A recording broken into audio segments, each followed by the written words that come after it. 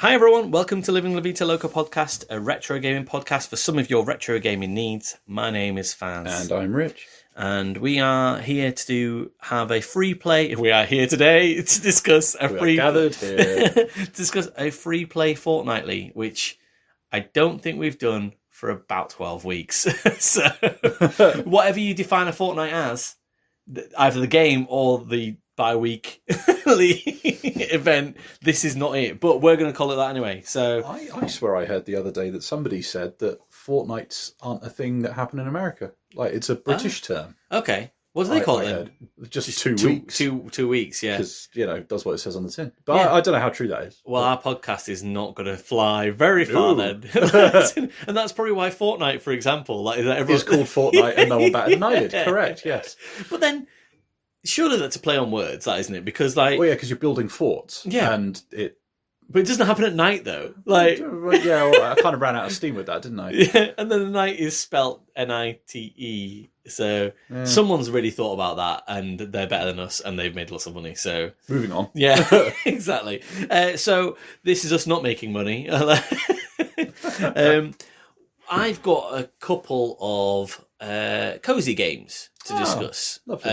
Shall I sandwich you? Shall I sandwich you with my coziness? Yes, but I need to do mine together. Oh, so I also have two. Oh, right. Okay, well, that doesn't make any sense then. We're not doing some kind of tessellating waffly waffle. No, let's do that then. So I'll go first. You go first, then I'll do my two. Yeah, and then you do your other one. That sounds good. Yeah, that's cool. Like an ice cream sandwich. There's like a lot in there. It's a hefty filling. Yeah. What am I talking about? By the way, though, this podcast will go out after the Super Bowl when our two teams are facing off against each other. Yeah, but we are recording it the week before. So fisticuffs. So we like each other at the moment. Congratulations or commiserations, either or one of us. Well done to the Chiefs or well done to the Eagles or vice versa. Blah blah blah. We'll just fight and drink later. I have decided that if we lose, I would like it to be a close game. If we win, I want to absolutely humble you. I hope we absolutely batter you. I kind of hope that too. Yeah, I want the way around. I like to win really close games because it really pisses everybody off. Oh. I know. It's great. I've discussed this socially previously, but winning just doesn't sit very easily with me. I find it very hard to do. Unaccustomed to winning. It just doesn't happen ever. So it's just until now, I've got two sports teams that I follow, that is in my heart, like Kansas City Chiefs and Liverpool, and sat at the top of the Premier League, and also have been the best team in the NFL for almost the last 5 years, and it's just weird because everyone hates you, and you're like, don't hate me. Have you tried wearing the hoodie less? Oh yeah, no. Have you ever seen me without a Chiefs hoodie? No. I've got 3 of them. I did wonder. I was saying to my wife the other day, I bet he opens his wardrobe. It's like in the cartoons. Well, it's all the same. There's technically in my house currently at the moment 5 Chiefs hoodies. Excellent. Thank you for settling a bit.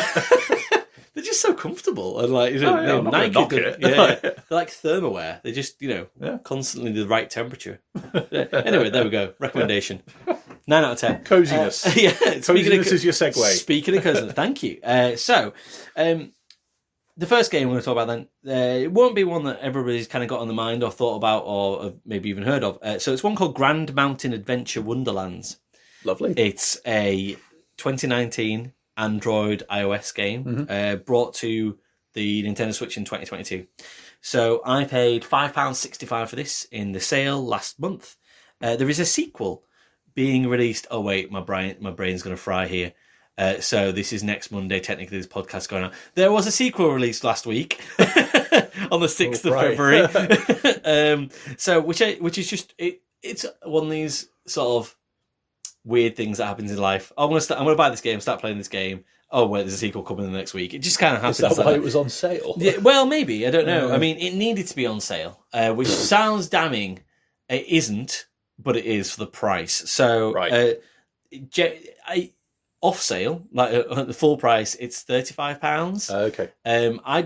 If anybody has paid £35 for this game, dumbstruck by that, to be honest. That is in, but not because it's not a good game, just the amount of content you get for it, really.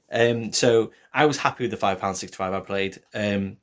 So yeah, it's a chill out snowboard skiing game. It's a bit like Skifree. You remember from the early MS-DOS PC game? No. So basically, it's kind of like quite a famous game that you are skiing downhill, and it doesn't ever end. The only way that the game ends is if you run into a tree or a Yeti eats you. Oh. And the Yeti.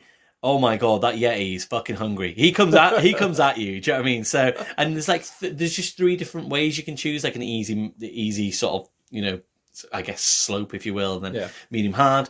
I think it's like a slalom or something like that. That's Skifree for you. And and it's kind of like, it's a bit Skifree / a bit Ollie Ollie World, but a budget Ollie Ollie World. Right. So you kind of, it's just nice and relaxing, and it's all mood and vibe. Nice. It's probably a bit too relaxing in some parts, like as in so the music. I am playing an extreme sports game here, guys. That is in, and yet you're trying to put me to sleep almost, like you're giving me like a lavender. I was going to say lavender soup. That's not a thing.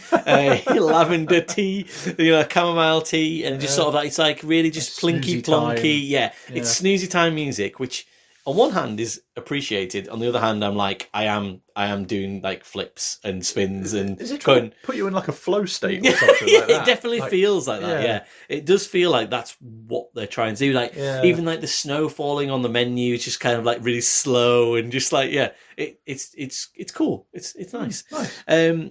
So yeah, I at this time of year, weirdly, I can't do any winter sports because A, my body isn't able to, but B, also I've never trained to do them. I went on, when I was 21, went on one snowboarding lesson, I think for my 21st birthday. Really enjoyed it, but I was not very good at standing up straight. As you would know from playing American football, etc. I'm just not great at being upright.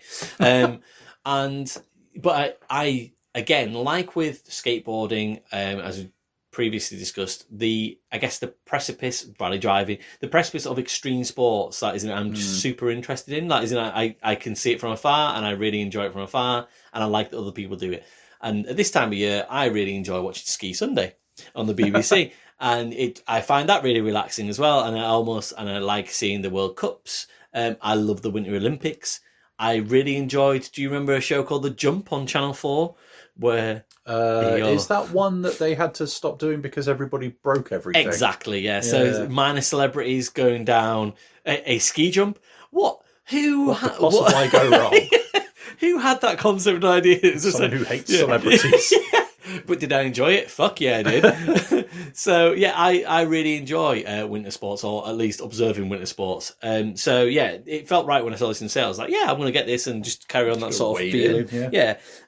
It's the game itself. It's an overhead angle, a bit of that sort of almost sexy isometric angle that I really like about games sometimes.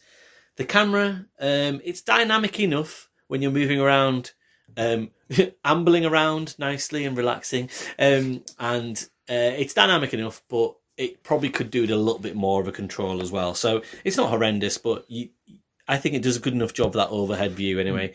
And you kind of get, basically, the reason it's a bit like Ollie Ollie World, you kind of have a bit of a sort of open world with the extreme sports, but this you control it with the joysticks as well. So you make it, you go forward with your left stick, and then you can jump with the A button on the Switch, I think it is, and then after that you do all your rotations with your right analog stick.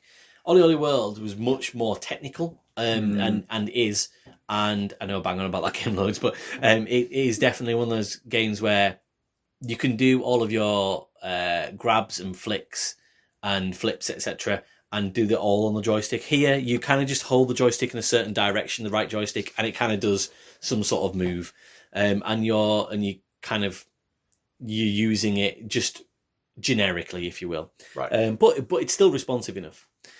So the idea of the game is that there are 12 mountains that you basically are kind of like mini open worlds, almost like you're looking at a snow globe in a way. And you can go up the mountains on ski lifts, and it's really good with your use of time as well, because you can speed up the amount of ski lift, the amount of time you spend on the ski lift. You can fast travel, and what you're trying to do is collect ski passes, and they're randomly assigned to different types of challenges around these sort of snow globe little mini worlds, if you will, and they start off quite easy. It seems easy to get a ski pass. You need 15 ski passes per mountain, and it has to be the previous mountain that you've passed to get to the next mountain. There are also random ski passes dotted about, which kind of gives you a bit of an off-piste, which is one of my favourite phrases. An off-piste feeling that you can kind of go off and explore a little bit as well. So you don't have to be doing the challenges. You can just be kind of skiing, snowboarding around these levels. Mucking about. Yeah, exactly. Yeah. Weirdly, some of them are like up at the top of the highest peaks, and you have to wiggle your way upwards, like defying gravity. Like the horses in Skyrim. Pretty much, yeah. Just to kind of get up towards these, like, it's so weird, like, I don't understand it, but another way it really respects your time is that if you fail, that it's very quick to get you back on the board and back to the top of the challenge as well. Like, it doesn't go, oh, you failed, you've got to go back up yourself up a ski lift and stuff. It's like, wiggle your way up. Yeah, exactly. Do you want to retry that? So, yeah, really good at kind of doing that. The only issue, I guess, with the progression system to get onto the next mountain is that ski passes are quite prevalent. That is in, so I think in the first stage you can get like 70 ski passes, and you only need 15 to get to the next stage, which is fine for the first one. But then every single mountain's the same. So I did the first 6 mountains, and I was like, oh, you just need 15 passes. And there were actually more passes per mountain. So it was almost like by the time you kind of got up to like 6 mountains, there was like 80 passes. And I'm like, this is very easy to get. You still have to, there's still some challenge to actually get some of the ski passes in terms of, do a certain type of flip off this crevasse, or, jump over this, like, I'm going to use the word crevasse again. This valley, if you will, to get to this ski pass and stuff. So there is challenge to it, but I didn't find it like overly to the point where I was like, I'm struggling to do this. Yeah. And that's why it kind of felt like a bit like a cozy game to me. It almost felt like developers were being a bit like, just go by. Just relax. You just get your passes and enjoy your mountains. Don't you worry about it, sunshine. So yeah, it could do it. If it was a different type of game, I think it could have done with a bit more to it. Yeah. To make it so that actually you felt like you were being pushed by the game. But I think from what I've seen in the trailer, the sequel, it looks like there's more mini games and more challenge to it. So I am interested to see what that looks like review wise. Last week, when it came out a few days ago, maybe it might even be Saturday actually, which it was yesterday. I don't. Anyway, to really confuse you. Yeah, exactly. So I'd say that you can really tell it's mobile game roots. Yeah, it just feels like a mobile game, and it just feels like they're doing a great job, I'd say, probably of porting it to the Switch. But you can still tell that it's just kind of, is this game fun? I don't know if it's really fun. Do you know what I mean? Like, it's just like, I can't think of, and I've described it this way a few times already. It's just so relaxing, but it functions really well. Like, it just knows that it's just not going to piss you about or annoy you. That it never snags, it never slows down. Like, it just seems to work really, really well. You can tell that there's a Scandinavian company's worked on this. That is in, they know their winter sports and they know their functionalities and they're good at them both. That is it. Is this the kind of thing that you just look at the playtime and then you realise that it's been like 2 full days of your life definitely. or something like that? Yeah, and you're just like zoned out. I think so. Yeah. It was just so simple and clean, and that could be appreciated. Do you know what I mean? And I spoke on the last podcast about the sterility of the PlayStation All-Stars thingamajig.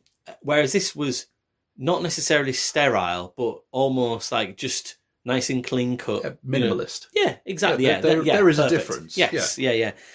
So if it was a different game, I would get on it for not having enough personality. Yeah. But I feel like its personality is that minimalism. That it's almost like what they've gone for. And I do genuinely feel like, and I know I've used the analogies previously, but you do kind of feel like you just sat there watching a snow globe, just shaking it and going, this is all right. Anyway, it's blinky plonky music and stuff. And the fact that it functions so well as well, like I can't really knock it for much. Yeah.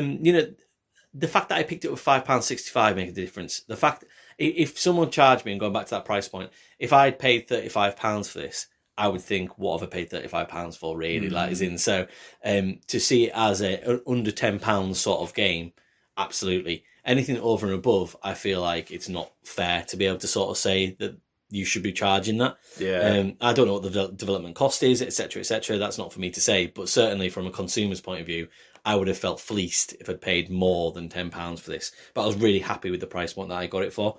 And sometimes I feel like that when we spoke about this before on the Nintendo shop or any sort of e-shops and stuff, where you kind of pick up these games, that was the full price ever the intended price? Yeah. And did they just gamble on a few people picking it up for that? And actually the real price is this. So it'll be interesting again to see yesterday what the sequel's priced at and how they think about doing that as well. Because again, if that comes out at full price, I won't be touching that with a barge pole, even though I've had a quite soothing time with this one. So yeah, less Ollie Ollie than I wanted it to be, and less SSX than I wanted it to really be, I think, for my own tastes. Yeah. But certainly a respectable, chill out game, and to have winter sports in there, you know, it was really nice. I played it whilst I watched Ski Sunday, and I was like, you know, like, well, these people are doing amazing, having a lovely time. Yeah, and doing these amazing, you know, these tricks that have like 17 spins in them and stuff, and I'm like just there, you know, falling down a valley, not being chased by a Yeti, it has to be said as well. So definitely not a stress for the Skifree. So yeah, I don't know how you score that, Rich. So I'm dancing around a number. I'm looking at the spreadsheet now and what we've scored so far this year. What, if anything, stops it from just being the best game I've ever played? No, just being average. Just like having that aim of being that kind of minimalist chill out thing. Like, is there anything that kind of elevates it beyond like just doing the job that it sounds like it's set out to do? I would say no. Yeah. There's no customization, and that's what I meant by personality as well, sort of thing. Yeah, that's a good point. You kind of just have a stock skier, and like you can't change your little hat or anything. No, like you can't that, do anything like that at all. Okay, and the menus are, there's no trick list or anything like that tells you what to do. And that's what I was kind of pointing out, I guess, with Ollie Ollie World as well, where you can learn to be really good at that game. And whilst that game has that Zen sort of flow feeling, and they've even got, you know, DLC called the Flow Zone, find the Flow Zone or whatever it is. That is in, this felt like you were in the Flow Zone, but you never really had to find it. You weren't challenged to get to the Flow Zone. You were just already in there, and are you just sat in a cloud in this game? Just sat on a cloud. Just that. That's how I describe it. There's no other feeling than that, really. It felt fluffy. I'm going to put it in as a 5. And that's not like I know people would hear that and be like, oh, that's damning with faint praise, isn't it? But it just sounds like it had an aim. It has done the aim. Yeah. But the aim is not necessarily to present any kind of malice. Technical challenge beyond, and I'm gonna say it, I do not mean it to sound as harsh as it is going to sound. It sounds a little bit like a glorified screensaver. Yeah. Almost. Yeah. And I could see that. Yeah, so like the kind of thing that, to go back to you saying about MS-DOS games of the past and all that kind of thing, I remember there being like movie tie-in games that are like screensavers, but they're shooting galleries. Yeah. It's like, so is it a screensaver or is it a game? Yeah. Or is it just like a crap game that is so bad that you just had to call it a screensaver? I'm not saying this is a crap game. No. It just sounds like it's very really well put back. Together. Really well put together. Like I was super impressed by, like, say, the fact that it just seemed to save you time, and it just worked the whole time that I played on it. But yeah, I never felt any desire to feel like I need to go back to it too much. Do you know what I mean? I've kind of done my time with it. I don't think I need 12 mountains. That is in, you know, like 6 felt like enough as well. And as well, like you say about the mobile routes and all that kind of stuff, that's one thing. But it sounds, from what you're saying, it sounds like there are 2 or 3 other games that you could point at and go, well, it's kind of doing that, they did that particular aspect a little bit better. Genuinely intrigued to see what the sequel does, because if they build on it and put a bit more into it, almost, I guess content, just put more general content to it, then I think they might be onto a really good thing. I have, however, already forgotten what it was called for the spreadsheet. Oh, yeah. No, me too. I'll go back to my notes. Grand Mountain Adventure Wonderlands. Okay, I'm not going to penalise myself for forgetting that. No, that's fine. Grand Mountain. I mean, I've got to try and fit that into the podcast title, and there's another 3 games to come. Grand Mountain Wonderlands. Grand Mountain Adventure. Oh, fuck's sake! Colon Wonderlands. Okay, so you're not going to point off it now for that? No, I just like. Just put Grand Mountain. Just put Mountain Adventure. I don't know. Skifree. Just put Skifree. But that's a kind of generic name, though, isn't it? Like, yeah, well, that feels like a kind of keyword salad that someone has put together. Where you're like, oh, I kind of want that Lonely Mountains downhill game, but I can't remember the name of it. Oh gosh. So have you seen that? So really weirdly, I played this, and about a week later on Game Pass, Lonely Mountains Winter Downhill came on. So it's now skiing, snowboarding on that, and I was like, oh man, if I just waited a week later, I could have done that. But then actually, I'm just going to play it anyway. Yeah, but like that's exactly the kind of thing that I was talking about, where it feels like between that and Ollie Ollie World, like there are other games that are kind of doing similar, but a little bit. That's the thing. I think you're right. That I'm more excited to play the Lonely Mountains. I can't remember. It's got Lonely Mountains Winter Downhill or something. I'm excited to play that. Whereas this, all right, it's fine. Does the job. Plain ham sandwich. Didn't hurt a fly. It hurt a pig, but not a fly on the pig. Anyway, get me fucking out of this right now. Okay. Pigskins. Let's do Super Bowl stuff. Okay, Let's do some Super Bowl stuff. Exciting. Do you remember, a couple of years ago now, we did the Maddens. Yeah. We did some Maddens. Wow. And I did, I think it was Madden 13 or something like that on the Vita. And I was basically really down on it because it wasn't Tecmo Bowl. Mm-hmm. My friend, we are doing Tecmo Bowl, and we are doing Tecmo Super Bowl as well. Oh, cool. Mainly because one of them will be really quick. So Tecmo Bowl, originally an arcade game from 1987. You have to run with the ball through some defenders, and that's basically it. However, the NES game from 1989 put in plays, and you could choose like from 4 plays and stuff like that. And apparently, according to Wikipedia, it's going to make a 4-play joke there. But no, it's all right. This is a classy establishment. This might be the first console game with NFL players. Oh, really? Something like that. Wikipedia. Well done you. However, I don't think it has like properly licensed teams. Okay. So there's a couple of little wrangles here and there. I don't think it's the full complement of teams that were playing at the time either. But at any rate, look, anything that does like the Pro Evo sort of version of Trad. Well, it doesn't. I don't know, Steelers. it doesn't do anything like that. It just doesn't do anything. It plays it with a reasonably straight bat, but it plays really, really well. I really, really like it still. Basically, the idea is that you have a set of offensive plays, set of defensive plays. If you choose a defensive, or if you are on defense and you choose a defensive play that is, engineered to take out a pass, and your opponent also chooses a pass, then you are more likely to be able to successfully defend. That is basically what it boils down to. It's not quite rock, paper, scissors, but it's kind of is. Kind of close. Never thought about it like that before, and actually, that's exactly what early NFL games sound like they are. Like, and that's all NFL games. And I mean, it's got a great little tune that plays when you're running down the pitch and all that kind of stuff, and it's just like it just flows really nicely. Like it's quick, it's snappy.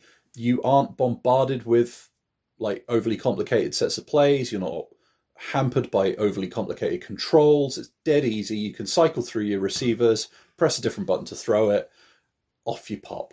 Or just pick a run game and just ram it down their throats repeatedly and viciously. It is wonderful. I love it. Saquon Barkley. Exactly. And yeah, at the same time, though, it kind of gets weirdly tactical. Okay.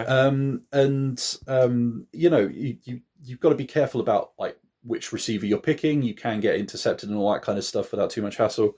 And it's got some lovely like little incidental details to it for an NES game. You have a halftime show, for one thing. On an NES game. It's great. And yeah, it's just got oodles of character. I can't think of a better way of putting it. It's just got a bit of swagger to it. You can't put it any better than using the word oodles. Oodles. It does, yeah. I think it does fall down a little bit with the old NES sprite flicker. Okay. There is that going on, which obviously when you've got a field full of players and you're trying to pick people out and work out who's just collided with who and can I actually stop this quarterback, can make things a little bit tricky to gauge. Which graphics are my team? yeah. That's kind of as bad as it gets, unless you're getting into the realms of like, oh, well, I wish there were more teams, or oh, I wish XYZ licensing had happened and all that kind of stuff. Yeah. So yeah, it seems simple, but there's plenty of depth there. Mm-hmm. What I really, really liked about it was when I was playing it single player, because you can do multiplayer with it, it felt like the difficulty was like really well pitched. Okay. I was having really tight games. I don't think I was being overly stupid in my playing choices or anything like that. But it felt like I was having good, close games that felt hard fought and hard won. And that was great. It was great being able to just scrape a win and all that kind of stuff. And it felt like it tapped into that kind of parity that you get in the NFL. It felt like that was there. And it felt like, if you had your multiplayer games and you were both of a similar ability, it was going to give you the tools to have a really good close match without anybody just rampaging through because of some exploit. However, you do. I think some of the later games you end up with a couple of players that could just destroy you. Yeah, infamously so. Oh yeah, Bo Jackson. Bo Jackson. Yeah, I believe it was. It's the first name that springs to mind. So that's the NES one. The reason we're not dwelling on that too much is more recently I picked up Tecmo Super Bowl. So this was the Genesis version. Okay. Mega Drive for literally everywhere else, but it didn't come out on the Mega Drive in Europe and whatnot, so we will be calling it the Genesis for this. Fair. 1993. Tecmo Super Bowl, I believe it might have been on the NES. I think up till reasonably recently was still getting ROM hacks to keep the roster up to date and put college teams in there and stuff like that. It's one of those games that's very cool that people still go back to and still actively play. And there is just more. There is more of it. So you get more teams, you got more plays that you can choose from. At least on the Genesis version, you've got, I think it's more like 8 or something like that. You could set up a playbook before you go into a match. So if you wanted to rejig things a little bit and customize it, you had that opportunity. You have more cutaways in the matches itself. So if a pass is nearly intercepted, you might have a little cutscene of a player going for it. Cool. If it's tipped, you get that. You've got diving plays, so you can do the really short yard games and stuff like that. Tush push. Basically. And the big difference for me with this that just elevates it over the other one, besides the graphics and all that kind of stuff, it looks really, really good. Unless you're playing as Philadelphia on a very, very green field, in which case you can't see the cursor for shit, but that's fine. But it puts a big emphasis on playing defense, and I don't think that's deliberate. I don't think it was a marketing thing, but it just, if you have if Tecmo Bowl on the NES was kind of like a shootout, and you could have a really close but reasonably high scoring game, Tecmo Super Bowl feels much more like a defensive masterclass.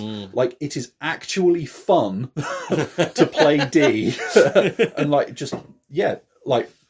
pass rush, block stuff, get in the way, cause havoc, get sacks. So many sacks, it's ridiculous. You will just eat quarterbacks. It's great, and a lot more can happen on a given play than in the NES one, and it feels a bit more organic as a result. Yeah. Right? But it also feels like you've got to be a lot more careful. Like my passing was infinitely worse on Tecmo Super Bowl because I just wasn't picking, the right person at the right time, or the timing was off.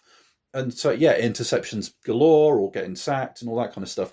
And it just made Madden feel so unnecessarily complicated or sterile, I guess, to use that word again. It keeps popping up. And yeah, like the music's less good. Really? That's, one thing. Kicking is trickier. They reworked it a little bit. So you actually have to, it's all timing based on bars and all that kind of stuff. But you do have to worry about the angle of the kick. Yeah. And stuff like that to make it a bit more interesting. But it is more interesting. Whether you have weather in Tecmo Super Bowl, and it makes a difference. Like it hampers your visibility and stuff like that. So yeah, like I really, really enjoyed it. I really, really like it. And I think Tecmo Super Bowl might be my favourite American football game. Oh, really? It's so simple but so effective. Nice. I'm in total agreement about this kind of thing, though. I mean, and obviously you were saying about Madden there, but think about the origin of Madden. And I had John Madden Football on the Sega Mega Drive. I probably spoke about this previously, but and that just felt like it just.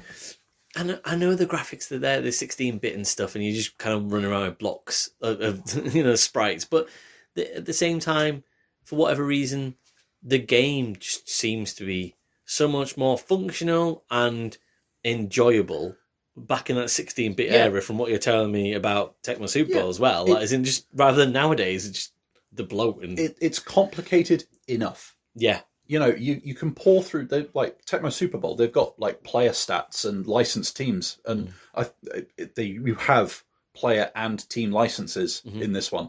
So, you can go in, you can do a full season with your team of 1993 and all that kind of stuff. And, it's all there. Like everything you need is there. And it feels like to then go from that to a Madden, like a more modern Madden, that's a lot of M's. You're just like, it just feels like it's overly complicated for the sake of it. But the reason I wanted to cover Tecmo Bowl as well is because that was my kind of gateway drug. I was like, I really enjoyed that. I hear Tecmo Super Bowl's good. I will try and pick that up. Holy hell. I get it. But it's building on good bones. It's building on a really, really solid foundation. And I think it's really, really impressive to be able to point at an NES game and go, that is really, really solid groundwork for something really, really good down the line. We've done that a couple of times now on the podcast so I'm thinking Punch Out, Super Punch Out. Pilot Wings 64, that is in. So I do think that, especially with the length of the games as well, like in terms of you can go back and be able to try and do a couple in a week for our pod, certainly. That isn't because, and like you say, because it makes sense to be able to say, what are the bones of this game? Where did it come from? And then half the time you find out that the bones are really, really good. Like, and you kind of go, well, actually, the NES version is brilliant in its own right, but then Nintendo or whatever the developers on Nintendo, for example, like they just seem to, obviously they said it's a Genesis version, but I certainly have it synonymous with SNES sort of things. That just in the early 90s, so that's not limited to Nintendo, but feels like everyone just kind of went, right, Master System to the Genesis / Mega Drive or NES to SNES. We've got these really good games, and now we're just going to take what we need to do and improve them in the right way and the right bits. Give them, in this example, more content, more teams, more cutscenes. That is in just, and make it a more round out experience. And you kind of just get the building blocks of brilliant into even better, which is just, you just miss that in gaming nowadays. It feels like a bit. And I think we, oddly enough, touched on it with Smash Bros. When we were talking about it in the other episode recently, because I think for me, this is why that kind of Mega Drive era is one of the sweet spots, because you've got enough power in the consoles to build on what came before. So if you've got that good foundation, you got something you can build, you've got enough room to add more in, but you've still, compared to nowadays, got some technical limitations. So you still have to make choices and creative decisions about what you focus on and where you put your energies. And I think, were you to make a Tecmo Bowl game now, you could quite easily fall into that trap that Smash Bros. Ultimate has very, very close to, of more is more for more's sake, and getting bloated. Whereas with that jump between Tecmo Bowl and Tecmo Super Bowl, there's more, and it's the right kind of more. And it's still focused, but it's refined. Okay, so scores. I'm just going to say what my heart feels after what you described. 7 and a 9. Funnily enough, that is exactly what I was thinking. Hooray! Yeah. Good work. Assuming I've got it the same way around as you. Yeah. So Tecmo Bowl 7. Yeah. Tecmo Super Bowl 9. Brilliant. That's so cool. I love hearing about a proper retro series, both games, and being able to sit here, listen to you glow about them, and just go, man, they sound so good. It sounds so much fun. I was hopeful about Tecmo Super Bowl. Yeah. I was unprepared for how impressed I was. Yeah. And that made it a really, really nice experience. To be grateful to still get that. Yeah. And that's why we do this, and that's why that's why it's great to be able to sort of, I guess, advise people to kind of go back and try these games, because actually, it doesn't matter how old they are, it doesn't matter how shit they look. Do you know what I mean? Like, they can still play amazingly and give you a great time. They can still go. Right. I'm going to try and play this straight. Right. We'll see how it goes. My cozy game number 2 is Doki Doki Literature Club. Oh, lovely. Okay, cool. I'll be surprised if you hadn't have played this. I haven't played it, but I have heard of it. Oh, really? All right, okay. I'm surprised. See, there was a surprise. I have nearly played it. Several times, but I've never quite got around to it. Well, then I can't. And I wasn't going to anyway. And it's too much of a contemporary game to be able to give away too much information about it. And the reason I'm playing it straight-faced or po-faced is that, it's a cozy game. There's no rug pull whatsoever at any point. I think that even if you were researching this game to play on it, there's a rug pull. You know that there is a twist that comes. But I will try not to reveal anything too much about the twist, but give you my thoughts and feelings about how that made me feel, about how the game made me feel in general. So again, another £5 pickup on the PlayStation Store in the sale. Oh, God, that it? Yeah, I know. Oh, I've missed a trick. Yeah, I should have got on that.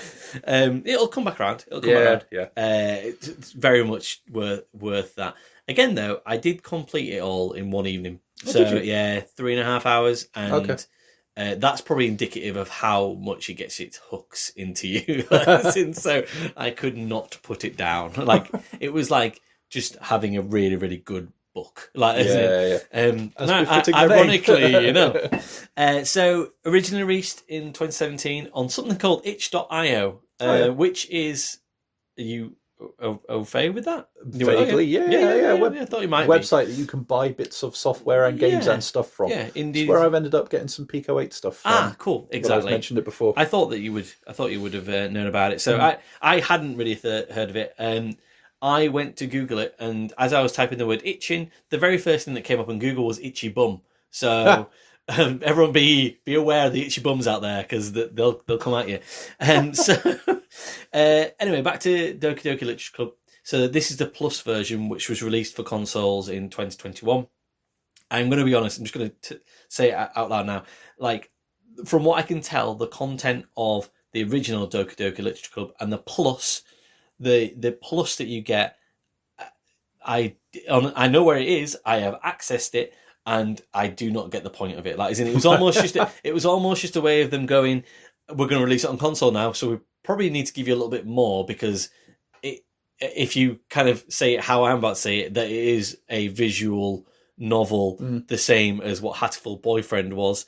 You're effectively playing what you would a slideshow, and you interact with this game so minimally. Like, it's just, and later on there's a little bit more interaction, but early on it is a dating simulator, but even then that is a stretch to be able to call it that. Like, it's just like, you only really affect, it's like the Indiana Jones thing that I've used before. Like, you affect very little. Like, if you were not there, this would happen without you. You know, that you can even get to the point where actually you can just auto scroll and you don't have to press anything. I refused to do that because I was like, I'm playing a video game. I need to press A every text box to feel like I'm actually doing something. So yeah, that's probably not good for my thumbs, but at the same time, I felt like I was taking part in things. So you know, the concept of the game, like I say, it's a bit like a dating simulator. You join a literature club at school. Your best friend / probably love interest, Sayori. Like this school, you have to be in a club, or the idea is that you're meant to be in a club, and you are convinced to come along to this literature club. That you initially are drawn in by food being offered to you, effectively. We've all been there. Yeah, exactly. Yeah, but then it helps that there are another 3 beautiful women in the vicinity. I say beautiful women because this game is at pains at certain points to say everybody depicted in this game is over 18. Sure. That's all I'm going to say about that. In terms of the animation and the music, and because there's not much for you to interact with, so therefore, what are you looking at? What are you feeling? Like, it's jaunty enough. The music, the animations are really well drawn. You know, so you have this Japanese anime style that everybody will be familiar with. You know, and especially sort of the school ties and sort of all that kind of jazz and stuff. So yeah, the sprites, the backgrounds, they're all really, you know, vibrant and really well drawn and keep you interested, especially during the first 2 hours. So I'm going to be honest, the first 2 hours feel a bit like, not a drag per se, that is in, I am genuinely interested in it, but it's mostly, I guess, a discussion around literature. And whilst you would find that more interesting than I would, it still helped. Yeah, sorry, yeah, I meant from a background point of view, really. But certainly for me, I feel like they probably could have knocked another 20 minutes off the first bit and still had the same emotional heft that it had. You see, I think if I was playing through something like that, knowing that there was some kind of twist, as I think anybody that had, you know, read any kind of review of it will know. Yeah, like I'd just be waiting for it. Yeah, you say that, and that's, I guess I'm kind of pointing at that, really. That so is it engaging enough to make you forget that there's one coming? Yeah, so that's the thing, right? So it depends on who you are, I think. No, yeah, right, okay. The reason for that is so number one, your protagonist, I can't remember his name, but the dude that you're playing, basically, it is you, and yeah, that's funny that.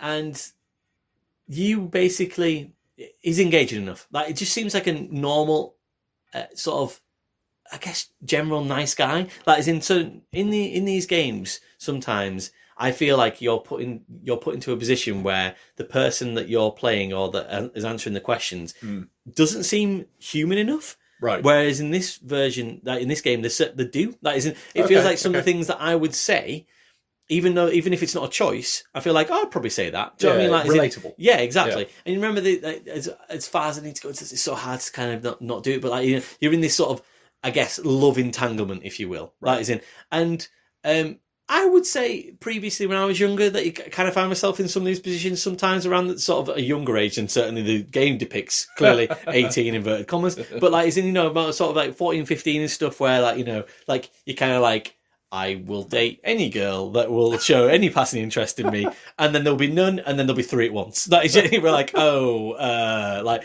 so I could relate to that, and I felt myself really relating to all the characters, and they're really well written, and like I say, so the first 2 hours does feel like not a slog. That's really not the right word to use for this, but certainly, if you are intending to engage with the game and read everything, then you do get to the point where you're like, when will something happen? Yeah, that is in, you know. But at the same time, there's enough there for me personally. It might not be the same for everybody else. Someone might go, I'm not engaged with this. I don't get this game. I don't get the answers. I don't get, you know, the only thing that you kind of do is you pick words out to form a poem. Right. And these words are representative of basically one of the girls. That is in. So, like, one of the words, effulgent, Do you know what the word effulgent means? No. No, me either. Radiant, apparently. Oh, yeah. I had to write that down. Right. But there are lots of different words, and it is a bit of a game, a little mini game, because some of the words, like I just said there, I didn't know what that word meant, so I was never going to pick it. But that, you can see that each of the characters is a type, and you are picking words to go with the character. And whether you like it or not, you are kind of forced down a road of which of these girls are you going to pick to kind of, effectively pursue in a little way. There's no two ways about that, really. You can try and be balanced if you want to, but eventually the game will kind of go, which one of these girls do you like? And at that point, I genuinely felt an emotional sort of response, whatever that is, to feeling like of stress, of actually, this decision means nothing to anybody but me playing this game right now, and it's so meaningless. It means absolutely nothing. It's just a video game, but I still felt like you were invested enough. I had a bead of sweat rolling down my head, thinking, which of these girls am I about to tell that I like more than the other girls in the room? And they're all staring at you with their beady little anime eyes. and it's just, how do they do that within 2 hours? How does a video game developer, how does a movie writer, how does any storyteller do that? They just do it through what you would assume is just really great building blocks of, right, you are in this zone, this is you, and you are invested. So, like I say, that's why I didn't want to call it a slog, because I noticed at that point, we're about 2 hours in, where the kind of the only interaction you kind of had in the game, one of the questions was, and you're like, oh right, and it actually at that point means nothing. That is in, you to sort of like have that emotional response to it. I must have been feeling something. So, I guess that it felt like a literature lesson early on. That was probably the problem. It could be a little bit inaccessible for people. I just kind of like let it float over me. You know what I mean? Like, I'm learning. So it was fine. So the cozy part. Yep. Then there's a rug pull. Yeah. Seeing like, I've even just in my notes just done a bit of a black squiggle across the way. So, and I'm going to kind of read verbatim from my notes here, so don't stray off and accidentally say something I shouldn't say. Other than you should go and play this game and experience certainly all of it, but this part especially for yourself as well, and anybody that's listening. I fully recommend this game, but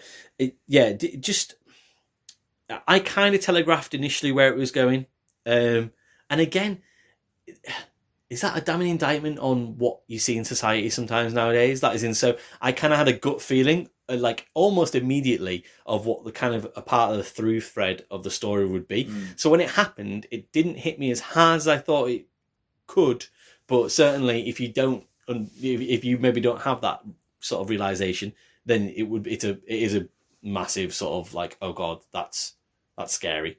That is in real life scary. That is like, I don't want that to happen to me ever scary. And they do a really good job of that part. I think they are really sympathetic to all of the core themes here as well. That is in, I think that they do a good job of realizing they're still in a video game, but also at the same time realizing they're dealing with some really heavy themes, really distressing stuff. Yeah. They did a great job of that, I think. And then also they do a good job of that, but then the game starts to twist. Reality, where is it? And it becomes, and it's just, the way I described it in my own head is almost devilish. I did not describe it like this at all. Devilishly fun. I'll get there eventually. But just wicked. Like it's crazy. Like, and so, and I don't want to give away too much, like I said, but like there's a point where it's sort of like, they start doing that they start doing the 4 wall breaks, and then they just keep coming and keep coming and keep coming, and you're like, and that just, I couldn't put it down. I just could not put it down at this point. Like, it was like almost midnight, and I have to get up at 6 a.m. to look after the kids and stuff. And I'm like, but I can't go to sleep without knowing how this goes. It just really sort of, it was like a really thrilling book. And that's it. It just, brilliant. There's a point where it sort of, some of the game sort of, it says to you, there's no point in saving the game anymore. And it doesn't say it out loud to you, but it says it in that dead-eyed voice, and you're like, why am I so fearful right now? Why are you freaking me out so much? And a couple of other points then. There's sort of like a Psycho Mantis-esque moment. You'll know what it is when it comes, and you'll know what to do. And that owes a lot to the Psycho Mantis fight from Metal Gear Solid. You kind of just get... It might take you a moment, but you go, I need Psycho Mantis this shit. That is it. I'll let you see that one. And then another bit is... And the ending owes a lot to Portal. And again, we'll not give the end of Portal, and you have to play both games, but the end of Portal just is the exact same sort of thing as the end of Doki Doki Literature Club, and the end of Portal is amazing. So as is this really. I didn't really see much point of replayability, and also that Doki Doki Literature Club Plus situation. There are other things you can do. But I kind of started doing them and I was like, this isn't really what I want. It was more of the same of the cozy stuff. Right. And I was like, I kind of had my fill of that, I think. And it was a bit sort of like, well, why have you added this in here, really? So, just, oh man, what a roller coaster. It's not perfect. I want to say that. It is not perfect. And like I say, it's short, but the emotional highs and lows that I felt during this game, for the 3.5 hours, 4 hours that I was doing it, like not unparalleled, don't get me wrong. It was a lot like Portal, almost like like a lot of the thoughts and feelings I was having when I was playing the first one through. Yeah. The second one, you kind of think Portal 2, you kind of think what might come, and then lots of twists and turns. Even though that's incredible, but Portal 1, the very first time you play that and not know anything about it, that's the same feeling I had here, and I just came out thinking, well done, man. Do you know what I mean? And I do think that they managed the core themes really, really well, and still kept it as a fourth wall breaking video game. I didn't necessarily come away with like the meaning of life or kind of like question like some huge insight. Yeah, do you know what I mean? Yeah. It wasn't as if like I was like, oh well, I found myself afterwards quite ready and easy to be kind of go, all right, I'm done with that now. Do you know what I mean? Like, whereas I probably felt a bit more with something like Portal or like Hotline Miami, for example, and stuff where like that probably got under my skin a bit more. This I was kind of like, it scratched the surface of my skin really hard, and it felt like a really nice itch.io. But it very, very, very good. Not perfect. Oh, interesting. Cozy. Is it the kind of thing that like down say end of the year, when we're looking back at these scores, is it going to be the kind of thing that is going to stay with you as a heck of a gaming experience, or is it just going to be like a kind of a story well told? Like, has it opened your eyes to the value of visual novels as an approach? Such a difficult thing, because I remember obviously during your review of Hatful Boyfriend, and also like because it's less lauded and less popular. That is we discussed what the twist was there, and yet obviously we scored that quite highly anyway. And so I want to flip the question back on you about how you felt about that, and that'll help me answer it, really. Sure. So for me, like Hatful Boyfriend has bags of character, and you've got the choices and stuff like that, limited though they are, but it opens up all these different avenues. For me, the high watermark from what I've played is still something like Virtue's Last Reward, where it's basically the same, but you have more of the kind of game elements, like you actually have puzzles to do, like actual puzzles, but also the narrative that it has starts to play with the nature of the medium itself, and the way the characters respond to that, kind of make it come together to elevate it a little bit for me. And I'm picking my words very carefully here.